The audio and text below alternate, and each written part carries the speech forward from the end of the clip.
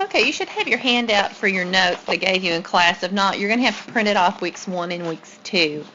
I decided to use both of these, and I'm not going to make you fill in the, I'm going to put a little check mark on something right now. I'm not going to make you fill in the top part of this set of notes if it's already over here written for you, and this makes it easier for you not to have to write so much. Plus, it also makes it easier because it's not easy to write on this. For me, it's not easy to write on this iPad and get it to show up well. So what we're doing in these videos is I'm giving you a bunch of basic terms that you got to know geometry. And most of them are what we call defined terms that we just accept them as true. We just say we're going to call this a point, we're going to call this a line, we're going to call this a plane. It's not like you have to prove they're true or anything.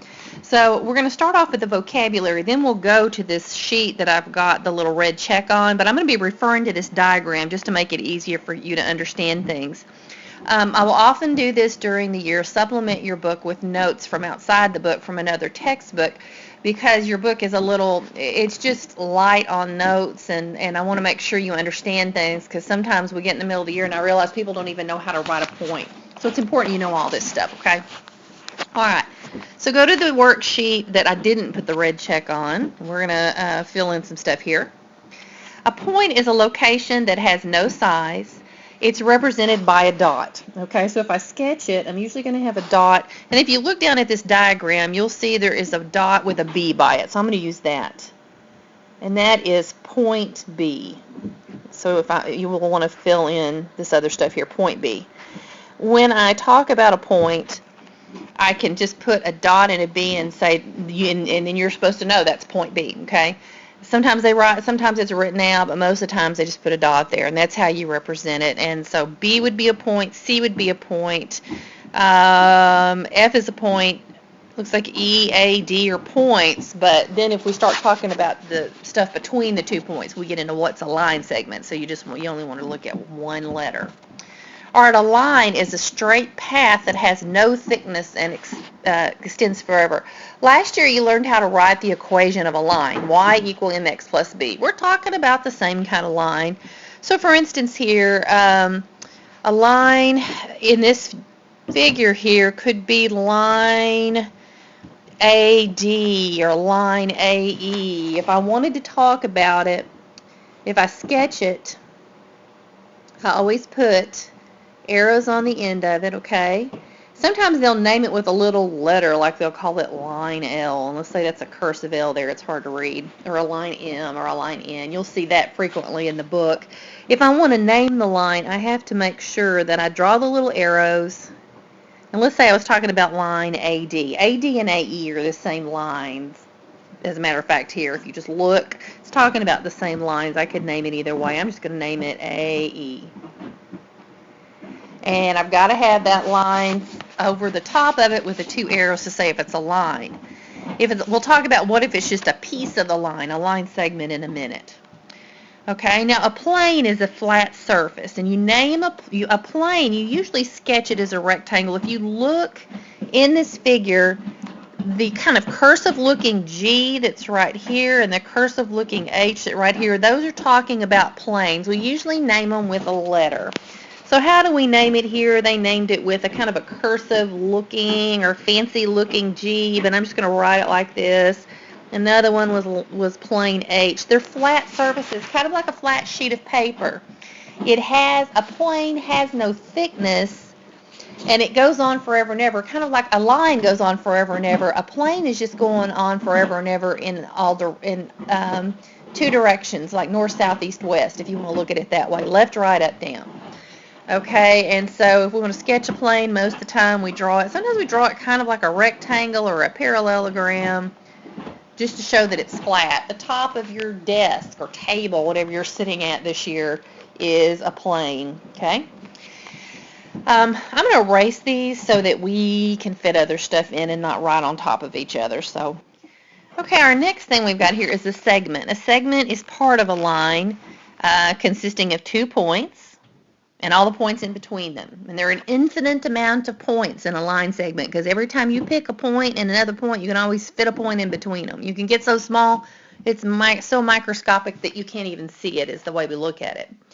A line segment that would be something like, let's say I'm going from D to, looking at the figure down there with the red check on it, let's say I'm going from point D to point E, and I want those to be my endpoints, and I want to talk about every point in between there. If I'm going to sketch a line segment, I could do like the 2 points and then just join them. And I could say DE, well, I know mine are horizontal and the one on the pictures are vertical, but this is just, just trying to fit it in the box here. How do I name it? I put a little line segment over the top. I do not put the arrows over it, and then I put the endpoints on it, DE. So there's the segment DE there. There's the segment AD. There's the segment AE in the little photo down at the bottom that I'm referring to. Okay? Now, array. Okay, array is when you start at an endpoint and you don't go, let's say, to one side of it. You could go either left or right. I'm just going to go right. And I go on forever in one direction, not both directions. For instance, I could talk about here array D. It starts at D, and it goes through A, but it keeps on going forever and ever. That would be array. I would not be including points below D there in the diagram because let's say I only want to talk about those points. So how I would write that, how to name it, is to say this is Ray DA.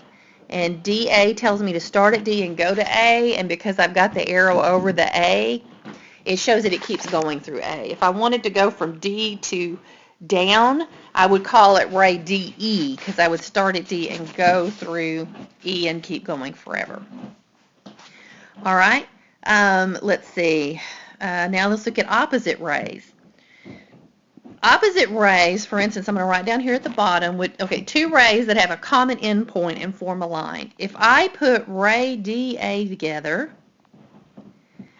with DE, I would have a whole line because I'm starting at D and going on and on forever through A up, and then I'm starting at D and going on and on forever in the opposite direction down. So that would be the line. It would end up being the line. I could call it AD, AE, I could call it DE. It's all the same line. Okay. So that's what a ray is. And opposite rays are there. If you notice, the point they have in common is the first point here. Okay, we're on the second page now, and we're looking at these terms. When points lie on the same line, they are called collinear. For instance, if you look at the figure down here at the bottom, I'll put another red check on this one so you know I'm talking about the figure with the red check.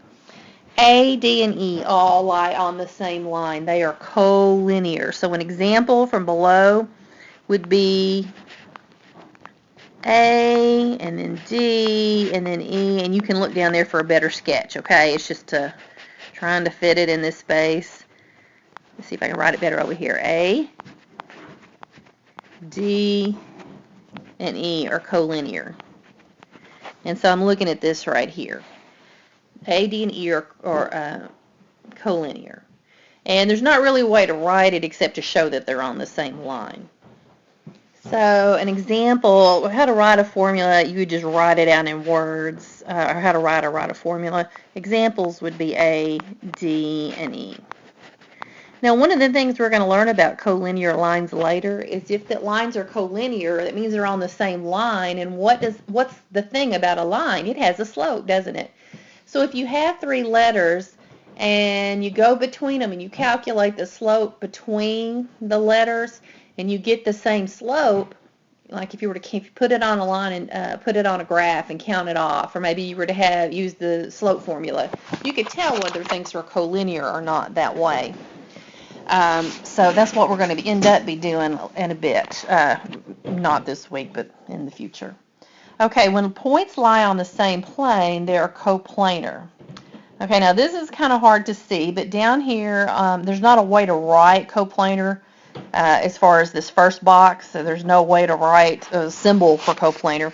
But if I were to look down here, points that would be coplanar would be points D, E, and F for instance, are coplanar because they lie on the same flat plane. If you look at that slice on plane G, D, E, and F all lie on plane G.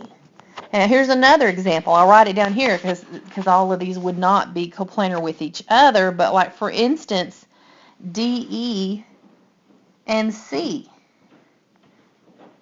would be coplanar. And actually probably A, but I don't know about A, so I'm not going to write it down. I'm not sure quite how they mean for that to be. But D, E, and C would be coplanar because they are on plane H. Now notice though that C and F are not coplanar with D and E. I can't say D, E, C, F are coplanar. They're not all on the same plane. There's one slice, kind of a rectangle on G that holds D, E, F, and another on H that holds D, E, and C. All right, now what's interesting here, why I liked this figure, was that when we talk about intersection, you can actually see what intersection means here.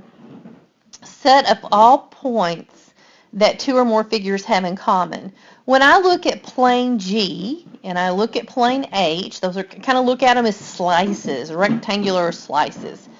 What points do they have in common? Where do they intersect? Well, they intersect in this little, in a line actually, but then in a line segment, and some points that are on the intersection. Really, the intersection of a plane is a line, and so if you like, if it's, let me get some space to write here for that. Okay, at this point, I think what I'm going to do is transition over to the other handouts, because really there are formulas and things that I've got them on the other sheet, so you don't have to squeeze them into this space. If you want to come back and finish this a little bit later, you can, but I'm going to transition over on a new video to actually going to the sheet that has the red mark on it, and then to do distance and midpoint and intersection and stuff. I will do one thing while we're here, though. Let's look at congruent segments. Congruent segments are segments that have the same length. So let's say I have a number line, and I have 0 here, and I have 5 here, and I have 10 here. And let's say I call this point A, and this point B, and this point C.